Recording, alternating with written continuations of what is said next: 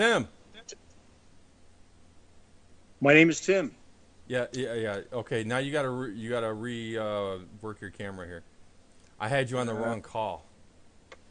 How about Way to that? go. There we go. All right, so Hello. Well, It's hello. still sunny where he is. yeah, it's Yes. like noon. Oh. It's like really dark here. And there's roosters going on. Yeah, he's got a Yes. lot of cocks around him. Did you have a good pee? No, I haven't gone yet. I don't know Go what's pee. going on. Take care of business.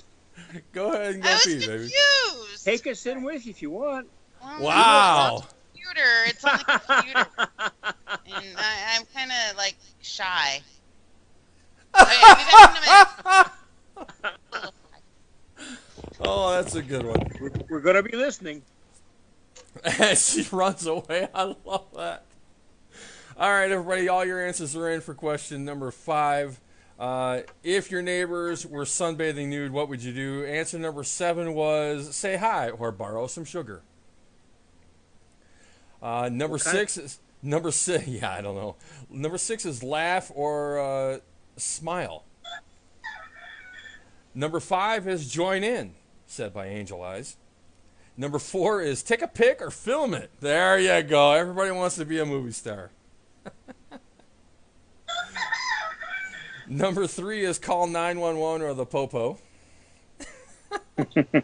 That's hilarious. Number 2 is get your binoculars out and peek. Said by Number Tim. 2, all right. Look at that. He plays one question. He's already got points. And the number 1 answer is not look or close your blinds, said by Crazy Horse Lady. Well, don't be such a prude. Oh, that's hilarious. All right, so we'll get to the points portion of that here a little bit later. Right now we have our fabulous interview. This is our Venom Energy interview with tonight's guest, Tim Abell. Did I say that right? Yes, you did. Excellent. You did. And what is your on-air personality name? My name is Redler. I keep wanting to call you Ragnar. Well, and you know, I can understand the relationship with that. I like Ragnar. So Redlin, right? Redler. Redler. Okay. Yes. I am king of Redlerovia. This is my world. Redler Ovia. Yes. There we go. There we All right, go. Satisfying. And this is satisfied. Tim Abell. Please meet Queen Bitch. This is my co-host and my wife. Redler and Queen Bitch. Yes. Hola. ¿Qué pasa? Well, we say it is cocktail hour. Cheers. Cheers. You know it, brother. We got Mike's Harder Cranberry Lemonade here. All right, pop top time. Indeed. All right, so I got to officially take a picture of this sweetness here. That's awesome. All right, so, Tim, I mentioned to everybody at the beginning of the show that I watched your movie today. Unfortunately, the wife was not able to. She was at a soccer game. A dreadful soccer game that they lost, and the team gave up, and then we ended early. The coaching is not so great. Indeed. But Tim, what the name of the movie that you did is? I'm drawing a blank. I'm drinking too much already. It's called Circus Kane. Circus Kane, yes. You know what? only hashtagged it all over Twitter. I know. I did. I was blowing that shit up this afternoon. It was great. And, the back and forth between Tim and I was amazing, and I loved every second of it. And Circus Kane. So did the rooster. Yes. Indeed. So I see you haven't changed a whole lot from the film. You look a lot like what you did during the film. Why, thank you. Except I don't have a wax mustache, and I'm not all burned up. Oh, Well, you know what? Some key differences. All right, you know what? At the end there, you looked so... I gotta admit, you looked creepy. And I'm not a fan of the horror genre. But you looked creepy as fuck with your face all stapled together and shit.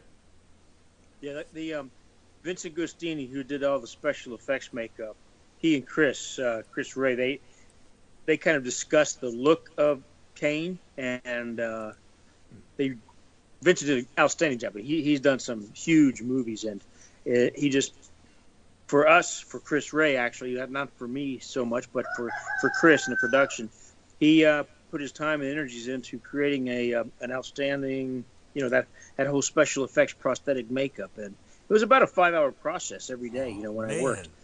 And then I had dreadlocks, Eric Wilson, who was our outstanding hair and makeup guy. He actually did dreadlocks. He created dreadlocks in my hair like this. And then he also, when on the days that I filmed, he would hook in and created dreadlocks into my hair as well. So, and I had to keep the dreadlocks in my hair pretty much for the entire month that we were working on the film.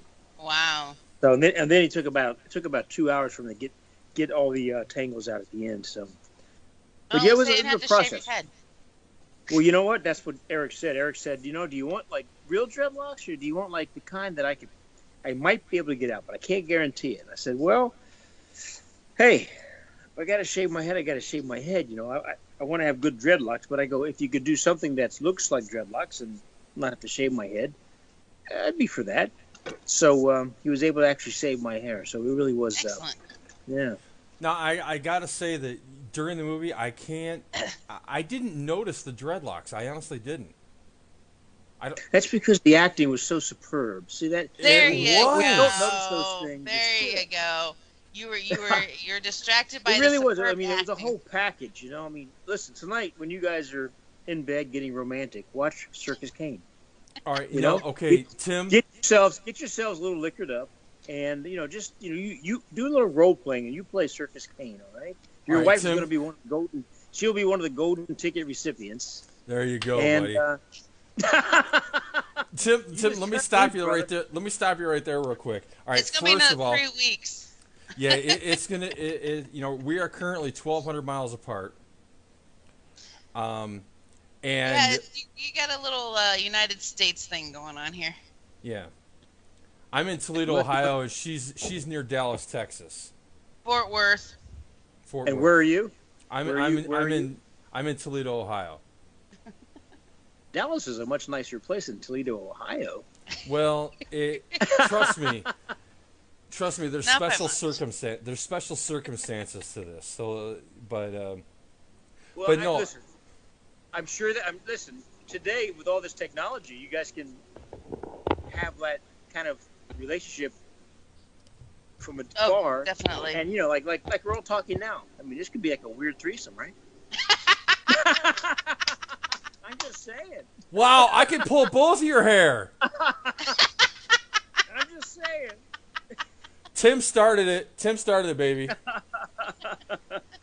All right, so I gotta ask, what are you drinking there, Tim? Is that a margarita? No, it's not. That's going to be in about an hour. I'm having a little Perrier with pink grapefruit. Ooh. I'm not cocktailing yet because I don't want to get too crazy on the show here. Oh, well, Perhaps I should get crazy. I was gonna say, if you were later in the show, we'd be pretty much blitzed. Right now, we're just. Yeah, I would love buzzing. that. That would be fun. I love that show, Drunk History. You guys watch that? Oh, I've seen parts of it, but it looks hilarious. I love that. I love that show. I mean, it's like we never think about how we are and talk when we're liquored up. And I mean, being in the military, some of my best memories are memories I don't really fucking remember, right? And I just wish at some point somebody would videotape me like all fucking in that state, so you can go, oh shit, I am wasted, Yeah. And You know what? Because you think you're good, you think you're talking Yeah. good, and then Yeah. if you go, because when you see people and when you're straight and you see somebody who's all kind of Yeah. got their swerve on, and Yeah. you're going, whoa, he's fucked up, It's funny, and as an actor, again, I love watching everything because Yeah. you watch folks when they're drunk, you watch folks when they're high or whatever, because you play like I just played a character in this one film playing this drug dealer, and there was a lot of references to my character doing coke, so obviously we're not really doing coke on set, that kind of thing, but you want to see how do people react when they're high as a freaking kite, when they're just like tooted up to the max, and they're just like, yeah, and they're just like, it's like way out there. So it's like, to me, I love watching that. I love observing personalities. Now, like right now, I do too. I'm observing you too. Yeah, well, observe away. My mother just confused the hell out of me, so it's not hard to do. Now, actually, one thing I wanted to mention, actually, I wanted it to be the very first thing I said to you is thank you for your service. Well, thank you very much. Oh, yeah, definitely. Are you guys veterans? No. The reason I mentioned that is because, as I was looking at your Facebook page, trying to add you as a friend like 6,000 times today. I'll make room for you. There you go. But as I was trying to add you, my son and I were looking at your profile, and he's like, "Oh, Dad, he was an Army Ranger," and I'm like, "Oh, that's cool as hell." And so, I just wanted to say thank you for your service, and that thank you for really going is out there awesome. And kicking ass. Well, you know what? There's a lot of all these. I do a show that is called Grateful Nation. And I've been doing this. We just started our 10th season, and it's a show that I love doing because I get to take wounded veterans and guys who've served their country and done some amazing things. Guys who've lost limbs and blind and burned, and we take them on our show. We take them on these adventures around the world, and we just got back from Newfoundland. We did a moose hunt out there. Oh, that sounds fantastic! And it's just we use the hunting as that is the backdrop for the show to tell their story. And so basically, it's you get them out there doing this so they can kind of have a good time, and then you just I ask them the questions about what they've done, their service. Hey, you lost your leg or legs, or you're burned up, and what was the process like getting back to where you are now? And then the other is, would you do it again? Right. Now that's a valid question. And you get that. I tell you, everybody, 100% have said, yeah, I'd do it again. And then also, we've had, it's about a 50-50. I want to say more 60-40 really of husbands and wives. When they come back, the wife is there with them. The family's all with them. But we've had some where it's become such a freaking challenge because you get a guy who gets blown up from an IED, gets shot. He might be paralyzed, shot in the neck. Sure. So he's shot, paralyzed, and the family fights over who's going to, be taking care of him. And then the next thing you know, husband and wife are getting divorced, or she's separated. I can't deal with this, or because your mother's interfere. I go, you know what? That's such bullshit because you're the one that they need to focus on. Screw what they think about each other. It's about you. And why the hell are they? Anyway, so you get all these things where people come back from service, and it's terrible. So we talk about that as well. Sometimes it's very it can be difficult, but when you get a family that's all together and you got support behind them, yeah, I'm 100% behind what they do and the show, and it's I tell you guys, doing that show, and again, we just started our 10th season. We finished our second show for the 10th season. It's called Grateful Nation. And where can we find that at? It's on the Outdoor Channel. Outdoor Channel. You guys have that, I know. Yeah, we do. I do. I actually have it. I've actually never really watched the station, but right. I will definitely make a point to just put it on your TiVo or your digital video recorder, DVR, and anytime. And listen, we all have lives. We all got our own fucking problems that we deal with on a daily basis. And whenever I get to that point where you go, oh, man, life's threw me a curveball and I got to deal with this. And, why me? I always think, you know what? I go on these shows. There's a kid there that just had his leg blown off. The other one almost lost, almost can't walk because of the traumatic brain injury and the spinal cord injury. And he's out there humping through terrain and doing this show and trying to, for himself, just prove that he can still do this. And I go, you know what? What do I got to complain about? I got nothing to complain about. Suck it up. Shut the fuck up. Live your life and be happy because you got these guys like this that are still, 14, 15 years later, still over there putting their life on the line for us. So, and that's and I'll be quiet about this, but after that, it's it's like that's I thank you for thanking me for my service, but all those young men that I've had on the show, and some not so young, man, the ones who've lost their lives, they lost their buddies, who've lost family members because their family member couldn't deal with their injuries after they got whacked. So anyway, Circus Kane was a fun. Hey, you know what? No. I'm gonna go on a different. It's all good. Here. It's all good, Tim. We're here for you to have a platform to speak whatever you need to speak. Exactly. Well, you know what? Our military is what gives us this platform that we can talk. Exactly. It allows us in this country to be able to, have the freedoms that we have. And it's, because sometimes it's some people think it's so cliche to say these things, but it's true. And it is. It's right now, somewhere in the world, there's a young man, a young woman in harm's way, and it's. You know what? I take my hat off to them, and I thank God for those people every day. I'm actually a pretty patriotic person. I mean, I don't go around waving the flag or anything like that, but I am definitely respectful of the flag. I'm definitely respectful of the military, and I take great honor in knowing that those service people are out there fighting. Yep. And, I get chills every now and then when I see a service personnel, and I may not be out there waving my flag every day, but in my heart, I'm definitely patriotic, very supportive of the military, and very supportive of everything this country stands for. Well, God bless you. And I honestly have many relatives that are in the military. I have twin uncles that were Marines. My grandfather, who I immensely respect, red rest his soul. He was a captain in the Army. I've got a brother in the Navy. I have another brother who served 20 years in the Army as a truck driver in Afghanistan and Iraq. So, I mean, I've got a lot of family.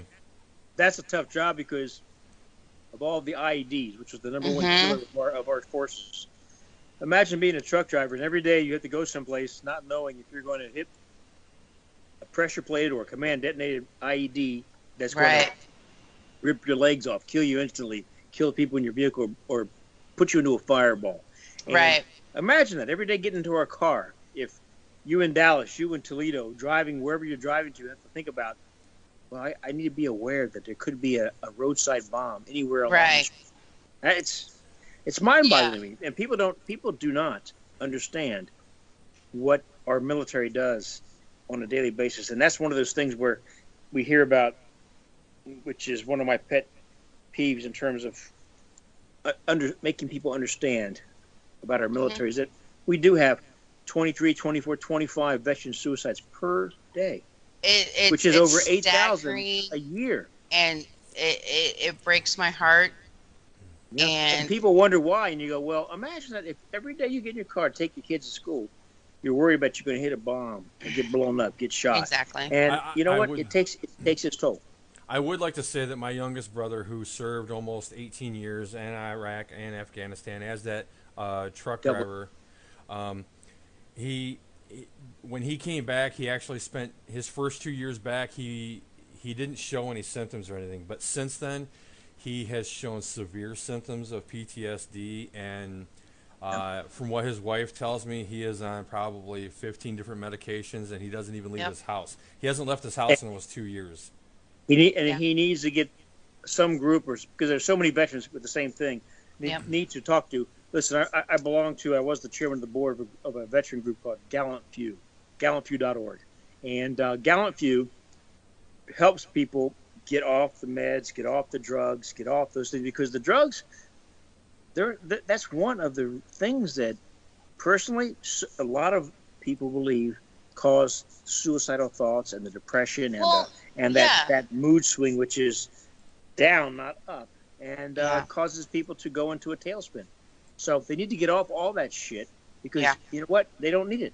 Throw away all those the Ambiens or the Zolofts and the Prozacs and all the things you need, the mood altering psychotropic drugs. Get rid of that stuff, because you don't need them. And all you have to have is someone who can talk to you, decode, and get the bullshit out of your life, so that you don't need those things. And so, Well, his wife has stood by his side, and she is his strongest supporter, and I think she's just as big a hero as he is, because she no. That's right. The families are. She's there every single day. Family have to deal with it just as much as the husband. So when the husband is deployed, the wife is deployed as well. So are the kids. Exactly. Every day, not knowing it.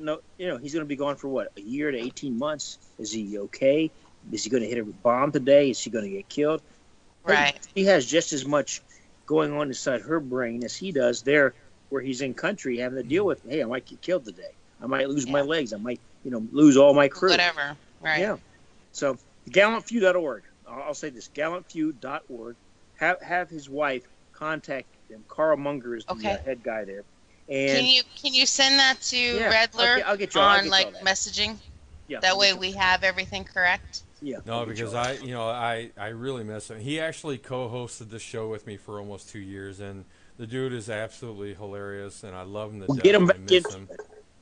Get them back into it, because a lot of these guys and gals who are serving in the military, what they end up missing is camaraderie is the one of the fellow troopers, but also a daily mission and purpose. In the military, you wake up, you have a mission and purpose every day.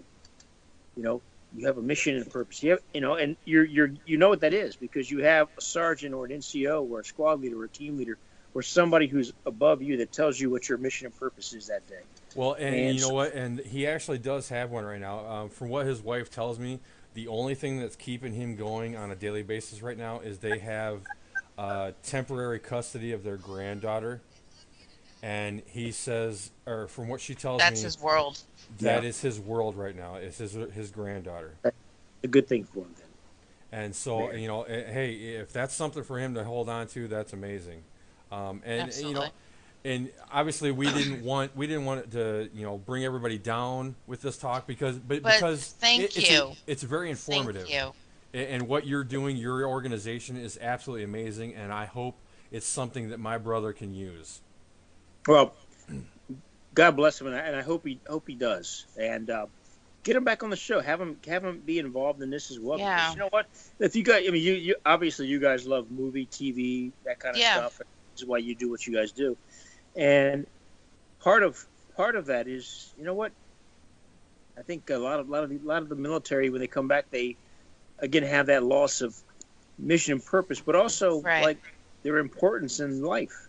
Because when you're in the military, again, he's driving troops, he's driving vehicles, and you're in charge of $1 million equipment. You're doing all sorts of things where you have worth. And when you come back, and all of a sudden if you're getting VA benefits, and you're having to deal with whatever it is going on inside your brain, and you have to, and having a good woman, a good partner by his side, is great, because if you have somebody who doesn't make you feel good about yourself, that makes it even worse. And absolutely. That's part of the reason why we have so many of these suicides. And you guys know how this is. I mean, if you're with a partner who you love, and that person doesn't respect you because of whatever reason, and we've seen this just in any relationship, and they can talk down to you, treat you like shit, make you feel bad, and And Redler and I have both survived those kind of relationships, and that's that's one of the things we are very adamant about in this relationship. Is we're very adamant about respecting each other, being open with each other. You have to respect each other and be supportive, because listen, I've heard guys, it's just the small little thing, just like any married couple goes through. Honey, why aren't you making more money? Well, honey, why don't you do this? Honey, why don't we have a car like they do?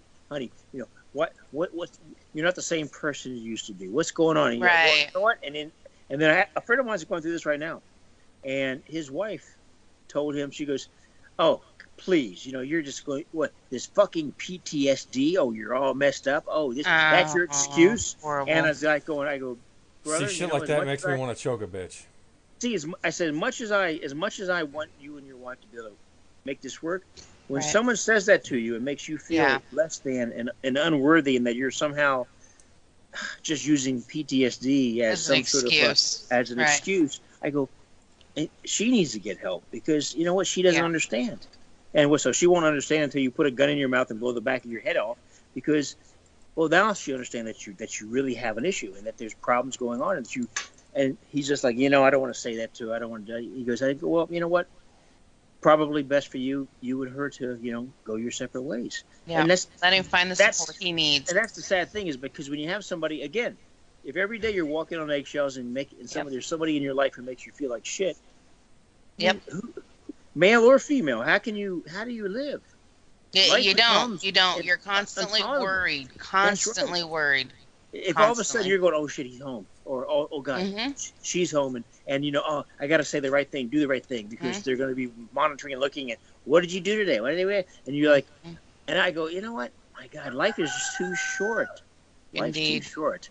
No, absolutely. Exactly. Now, obviously, we've gotten off the original idea of the interview. Thank you. No. Thank you for sharing all that information. It is greatly appreciated. I need to play a couple things because of it. This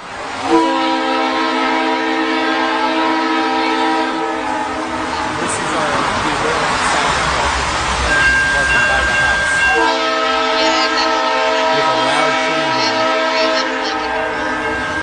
And my big cock-a-doodle-doo rooster. There you go. And then there's one more that the fans can hear. You guys can't hear though. Can you just say, "Call me your mate, please"? G'day, mate. How you going? I love you to death. Me being drunk with an Australian. And that is the second one was my favorite clip of all time. It's my wife talking to an Australian band member. And she just says, "Can you call me your mate?" And he says, "Good day, mate. How you doing?" She's like, I love you to death." Oh, and that's sweet. It's the little things in life like that, right? Exactly. You know what? And this is normally where we cut our interviews off, but you know what? This has been the first half of this interview has been so fucking amazing. Tim, I'm ready to go as long as you're ready. Let's do another one. We'll do one about the film business. And let's talk about the film and the movie you're in. Let's talk about that. Wait a minute, you're a movie star? I'm an actor. I'm not a movie star. There you go. Oh well, hey, all right. So the movie Circus Kane. I actually sat down and watched it. I watched it today. Today. Yeah, my son was sitting next to me playing Xbox. And yeah, that was the key. I wanted it fresh in my mind. And okay, so the first question I wrote down, because I actually, I figured, all right, I need to take notes. I feel smarter when I take notes on shit like this. So the first question I wrote down is the beginning of the movie. Is that based on like the early 1900s, like the Ringling Brothers sort of thing? Yeah, it looks like that, doesn't it? Yes. It has that feel. That to me, when I watch it, see that's what I get, and that's what I would say that film style and quality. Yes, but if Chris Ray were here, the film itself, it takes place supposedly 20, 30 years ago. Okay.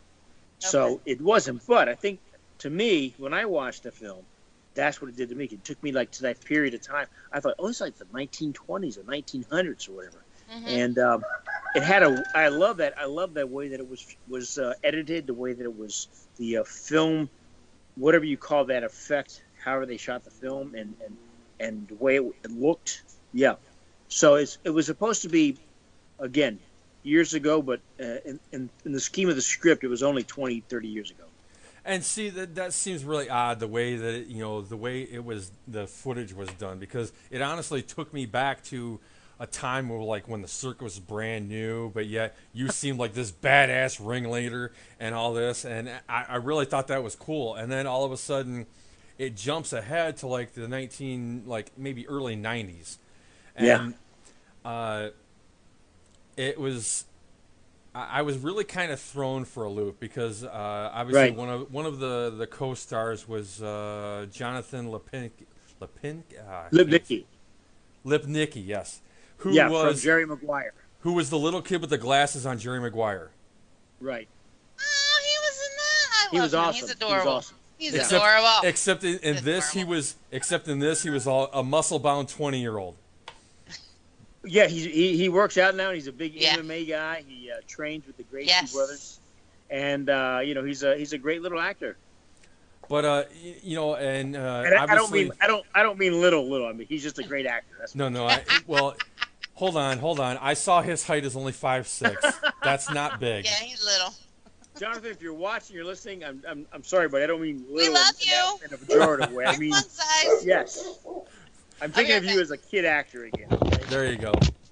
But no, I mean, so I was really interested because of that aspect of, hey, I actually know this other person, and but the film took me in so many different areas. It's like I'm watching it, and all of a sudden I hear this absolutely hysterical line from oh shit, I really suck at names right now.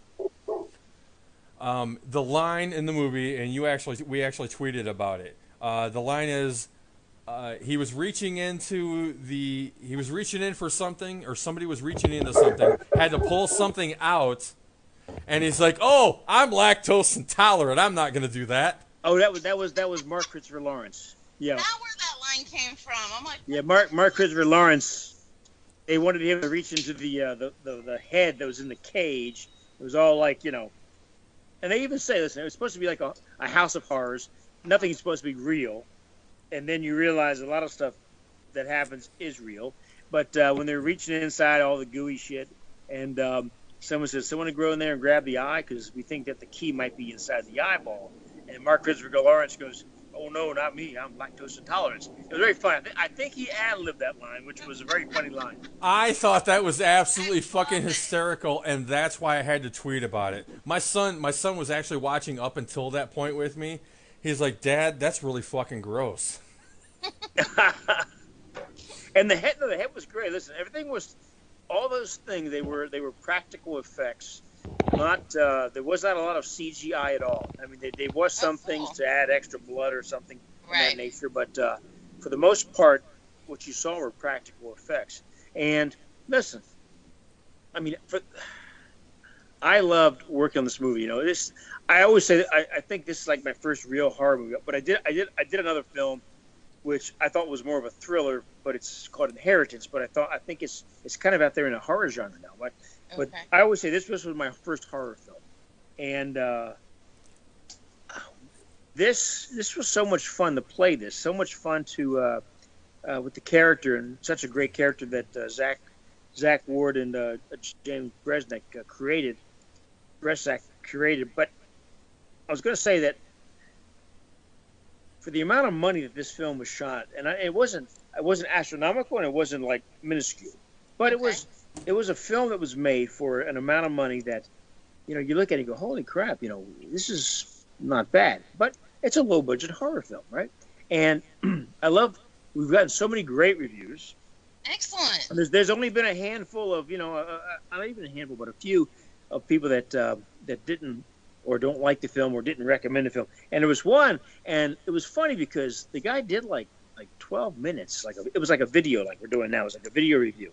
And it was very professionally done, and he's talking about the film. He liked my character. He liked the Ted Monty's character as Big Ed, and he liked Victoria Konefeld. He talked about her for about 3 minutes because I think he had a crush on her. But he liked us, fine. But he thought that he goes, I just kind of just watching the film. And I just goes like, gosh. And so he goes, I kind of put it on fast forward and where I could zip through he goes, I can still hear the dialogue a little bit. But as he's talking, I realize he's missing all the key points that when you really watch the film, because somebody else, it was the antithesis of that, where somebody watched the film and they took notes. They must have taken notes because that reviewer came back and said, I love this part. I love the intricacy of this. And I saw this and the way that the character perform this line and this and the way things happen. And I was like, well, that person was really watching, because this guy, he was like that. I bet he was the kind of guy that's just there, as he's watching it on fast forward, at 2 times the speed, and they're kind of zipping through it. You miss all those things. You miss, and he's probably texting people going, I'm watching a stupid movie. Oh, yeah. Yeah, you miss all the nuances. Yeah, but I kept going, why did he spend 12 minutes of an interview to talk about a film he hated and then and say he couldn't recommend it? And he hit none of the key points, and yet he fast-forwarded through the freaking movie. I go, well, why even watch the fucking movie? If you want to say it's a rehash of this or that, it's not worth watching. And if after everything I said you want to watch it, go ahead, be my guest. But I cannot recommend it. But I go, well, you know what? You didn't even give it a fair shot. He sit there and watched the film because what he kept going. The one thing I loved was, and this is it was so the opposite of this. He goes, "This is a film that takes itself very seriously." And you watched the film today. I think it was like we take ourselves so unseriously. I mean, our references to all the pop culture bullshit, all these things out there. Oh, I loved it. To, you know, Insane in the Membrane, all these things. Out that there. was funny. Yeah, all that stuff. And then, you know, I even threw back one of Lipnicki's lines from Jerry Maguire. You know, after that one big moment that we have with Jonathan, I go, Tracy, did you know that the human head weighs 8 pounds? And then bust up laughing. I knew that. I actually, that was the second time I laughed during the film. I was like, holy fuck. I was like, that's awesome. And so he didn't mention any of these things, but I got to go, you know, if you really watch the film, and I love when people go, well, it was kind of a tongue-in-cheek. People go, well, it doesn't take itself seriously, really. It's fun. It's throwing out a lot of pop culture references. And, I mean, even the Ted Monty character, I mean, his name is Robert Englund. Right? Oh, jeez. You know? Yeah, like Freddy Krueger, right? And nice. Yeah, it's funny because there's all these small little details, and Chris Ray did a great job with all these things as well as the writers, and making sure that all these things happened. And you know, and as the actors, we all got to really dig in with our characters, but we also got to Chris. What I love about Chris Ray is that we talked about the character, talked about the look of the character, talked about the script itself. And then he goes, you know, and he goes, I'm kind of worried because, I mean, he goes, I have a lot of time to fill. He goes, so there was a lot of scenes that didn't make it into the movie, but there was a lot of scenes like walking through the one area where all the body parts are hanging. In there when we have our first moment of when we first meet with Tracy and Jonathan Lipnicki, and I came prepared with a lot of shit, and just kind of I had no idea how I was going to play. You know, it's a very big character, so it's almost like that thought of like, you know, you throw as much shit against the wall and see what sticks. Because you know they can always edit out stuff, which they did, but that was the great process of this character was that he's a very smart motherfucker who knows a lot of shit. He's maybe he swore a very very very very intellectual man, and so I figured, well, he must speak. He must know Shakespeare. He has to know all this. And so as it kind of I'm getting my makeup put on for the first day of work, you know, at 5 hours, and you're just sitting there looking in the mirror as they do all this stuff. It was a great for me because I got to sit there and just process the scenes for the day and going, okay, this is what's going to happen. This maybe that. Oh yeah, and then that first scene that I did, I really had no idea how it was going to play, and so it just kind of like I have to see because I'm not really big into I got to rehearse stuff. Okay. You know, I need to rehearse these scenes, run lines with you, and I'm more like I got to really work on them myself, intellectualize them myself, have them inside, and then I think about it. I process it. I kind of work it out in my mind over and over and over, and on the day of, or when I get on set and I'm all in costume and I'm looking at the other actors, knowing what the scene's about, it just like, and I got these big fucking choppers that they molded for my own teeth, which made me feel like I was slurring everything. And then I had contacts in my eyes, and it's like, you know, you're trying to like, you got all this shit happening, but it's like, wow, it kind of makes you feel different, and the clothing and everything. So when we played the scene they call action, it was like I have no idea what's going to happen. All of a sudden, it's just kind of like go, and and I have the dynamics of who Circus Kane is, who Balthazar Kane is, and it's like he says in the script, it's showtime, and that became the ending, the ending, yeah. Woo! Yeah, well, when you watch that and you realize when he's there talking to Tracy and he says, you know, the show's the thing, you know, there's a special place for warriors like us in Valhalla, you know, and then it's like it's showtime, and then you realize, folks that are watching, I don't want to give too much away, but you know what, you realize, wow, you know, he's a showman, and here we go, dude. The end completely fucked me up. It really did. I saw it. No, because when I realized who the little kid was at the beginning, I'm like, oh shit. And I was just like, okay, this was okay. I see where this is going. Most people get that a little bit wrong, and it's I find it's pretty fascinating because, well, I know the script, and so I go, oh wow, I'm kind of like, wow, when are people going to figure it out? And then when they don't, and also it depends. When you look at the cast too, you start thinking about who and what might transpire. That kind of fucks you up too, because all of a sudden you go, oh shit, absolutely, it's not that. Now, obviously, on Twitter today, we tried to get something going to where we got a whole cast interview with Victoria. I can't remember Konefel, and with Chris, the producer. That I think director. That would have been. I'm sorry, director. I think that would have been absolutely amazing. But we had the whole Twitter thing going on, and Tim was very interactive. You guys are blowing up Twitter. I loved it. I loved it. Victoria is working on she did a wonderful job in the show, in the film, and she got pretty much right after we finished that film. I believe she got cast to play a new character, or I guess a recast character in, is it One Life to Live or Days of Your Life? Days of You. I'm not sure which one. I think it's One Life to. I'm not sure. Anyway, one of the films. She was cast and it got released recently. I think back in August because they were filming all the shows, they kept it secret. So, and that just got released. So she's got like a good gig. Now, not being a fan of horror movies, I actually, to me, it's all predictable and it's all, hey, I saw that coming. Now, the only part that I thought was truly stupid in this movie was the character of Roxy, where she runs out through the barbed wire. What the fuck was she thinking? Really? Well, I mean, that was the only stupid part of the movie, I thought. Well, because there's two things. You see the clown? Yes. The clown's gone.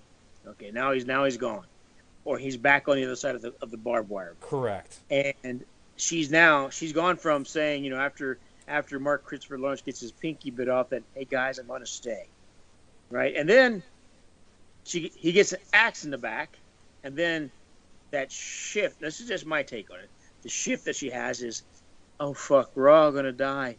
And it basically is that person, that person who just runs willy-nilly off into the woods. No, I understand that one. In a horror movie.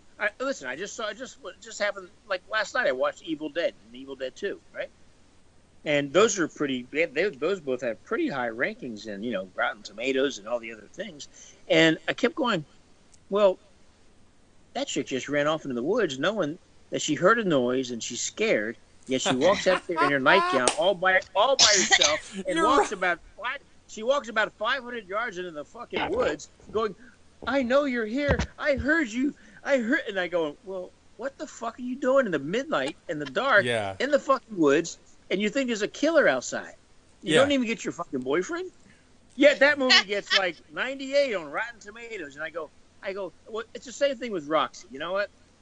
I think what happens is, in my mind, is she just has that mental break where she goes, oh fuck it, I gotta get the fuck out of here, and she just runs. That whole flight. Just runs, and it's like, with total disregard for your life and all reasoning, you just fucking run to try to get out of there, and you run, and you the more you fight, the more you're gonna get tangled up, and the more you're gonna die.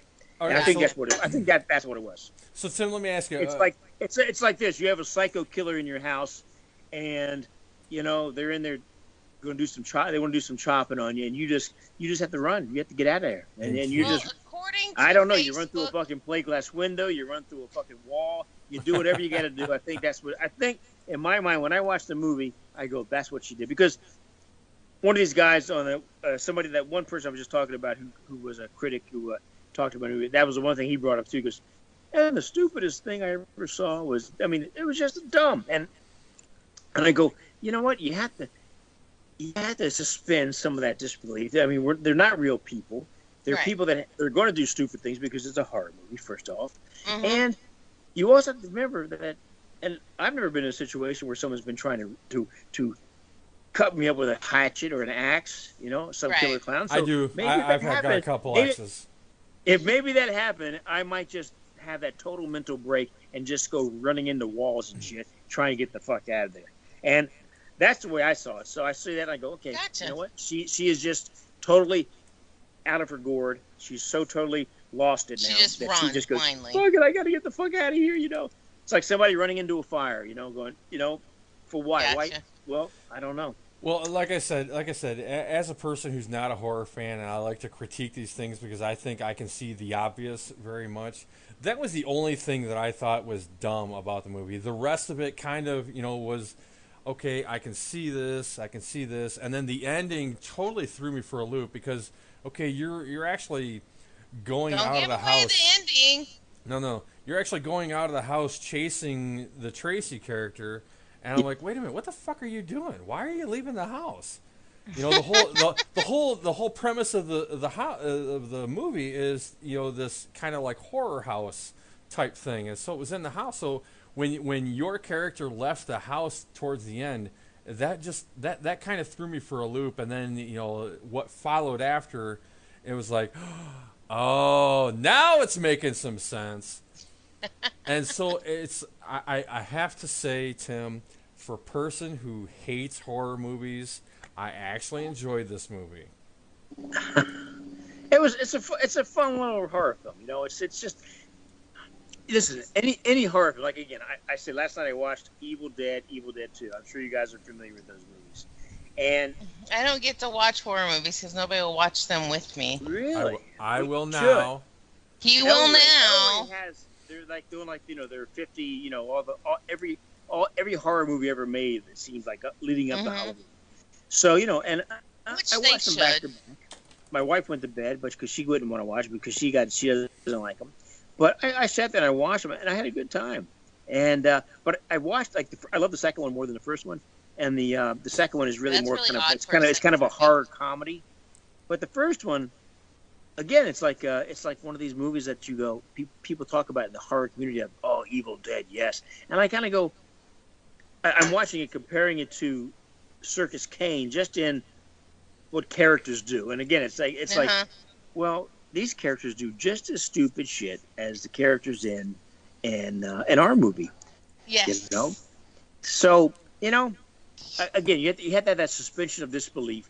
You have to go, I think, you have to be able to watch a movie and, listen, if all we're going to do is watch a movie and critique it and critique the fuck out of it as we're watching it, then what's the point? Then why are we even watching? Because exactly. I go to have that moment of release in terms of I want to watch a movie, and someone asked me one of the other interviews I did asked me why do I like horror movies, and I go, you know what, I like horror movies because, and The Exorcist is one of my favorite, but I like horror movies because they make you feel something.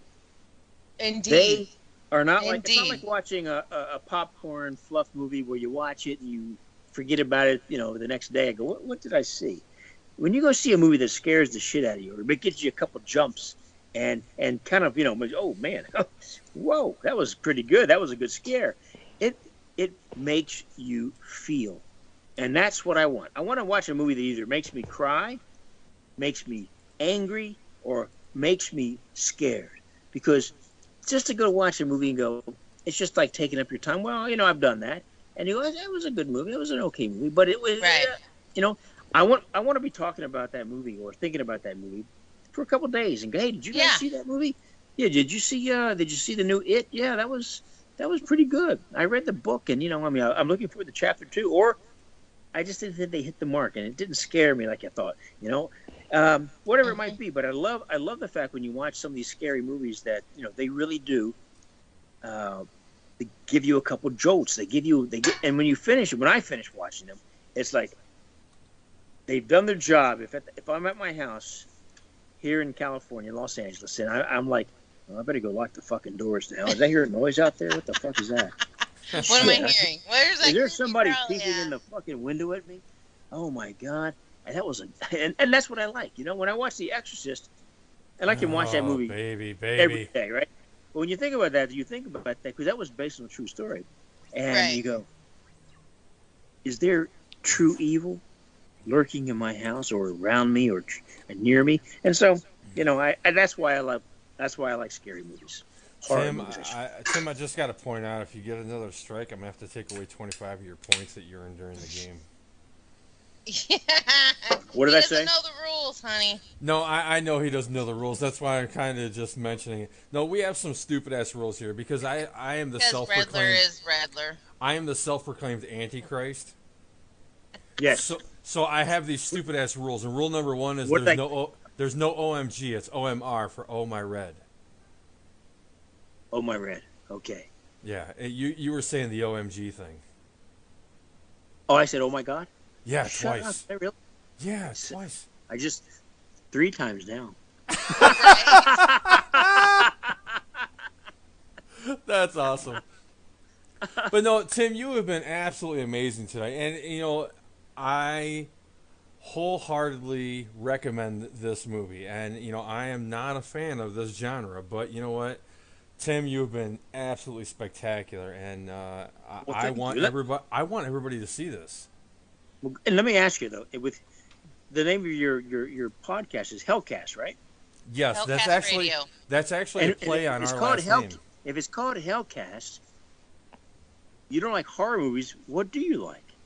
It's a play on his name, on our name. I get that. But yeah, no, I don't know why he doesn't like horror movies, but you've got him interested, and I appreciate that. Good. Okay, I want you guys tonight. Maybe you guys can do like what you're doing now, and then you guys should watch the film together that way, okay? You know what? I would absolutely watch this movie again. I really would. Let's do it. See that? And look for all the little nuances, okay? Oh, I will point everything out to her. I'll probably annoy the fuck out of her. I'll just mute your ass. There you go. All right. Well, thank you. So the movie is Circus Kane. Yes, Circus Kane. By all means, look for it. It's on video on demand, correct? It's on video on demand. It's on iTunes. It's in Redbox and Amazon. Yeah, it's everywhere. Excellent. So, all of a sudden you got some light behind you. I like it. Look at that. Thanks, honey. Thanks, honey. Thanks, honey. Honey, come say hi. Yes, by all means. Hi. That's okay. It's okay, Mrs. Tim. She's going to come say hi real quick. Get her much other shoulder. Hi, Mrs. Tim. Hi. Hi, honey. Here she is. Hi, honey. I have to go put my makeup on. Sorry. No, I'm no. You're good. You're good. You're beautiful. So are you. Thank you. Just the way you are. Aw. Tim, we want to thank you for the amazingly. We want to please me. Exactly. We want to thank you for the amazing interview tonight, sir. Thank you. Hey guys, and who would know that I'm naked from the bottom down? So are we. We're all good. No, you're not. I saw you get up and go pee. That would have made it ultimately much more interesting. There you go. All right, Tim. My ass running naked. There you go. Tim, if you could do one more thing for us before we cut you loose. If you could just say who you are, the film, and that you're listening to Hellcast Radio. I'm Tim Abell, and I play Balthazar Kane in Circus Kane. Out now, everywhere. And you're listening to Hellcast Radio. Oh, that is awesome. That's the best. That is awesome. That's the best one ever. That's the best one ever. Tim, you've been absolutely amazing. Thank you.